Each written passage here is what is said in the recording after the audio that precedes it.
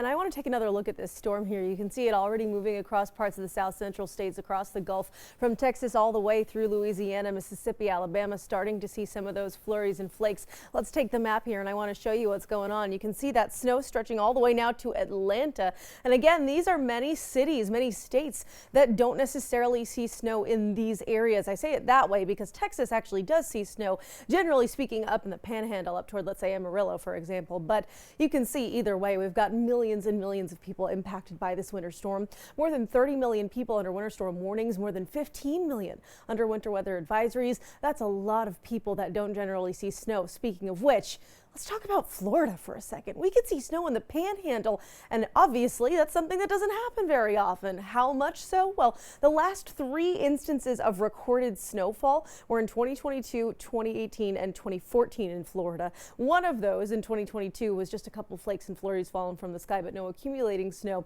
There was measurable snow in 2018 and snow reported again in the Panhandle back in 2014 as well. So you can see just how rare of an instance this truly is, and of course something we're going to be tracking very carefully. As for us, there's not too much happening here, at least for the moment. Satellite and radar in terms of stuff falling from the sky, there's really nothing to look at. Some cloud cover is going to be increasing throughout the day, but the big focus for us right now, it's all about the temperature because that Arctic blast has truly settled in and taken hold of the numbers. Now, I want to show you, I promise, I'm not being dramatic when I'm calling it bitter, brutal cold. The average high here in Providence at this time of year is 38 degrees. The average low is 21 degrees. We could be close to setting a low record. I don't think we're going to get there in Providence specifically, but we're not too far off the mark. We certainly won't set a high temperature record. That record was 62 degrees. We're not even going to be in the same galaxy today. Temperatures right now, and a reminder, these are your air temperatures, not your wind chill values. It's 8 degrees in Providence at the moment. It's 3 below 0 in Taunton right now. It's 1 below 0 in Smithfield. It's 10 degrees in North Kingstown, and it's 11 degrees in Newport. Later today, temperatures going to get into the upper teens and low 20s. Providence, I'm putting you at 21 degrees, 22 in Newport, 21 in Westerly, and 23 in New Bedford. It's just a cold day, and again, when the wind kicks up, these temperatures in the teens and 20s will feel like they're about 10 degrees. On that note, you can see right here those wind chill values compared to the high temperatures, significant difference.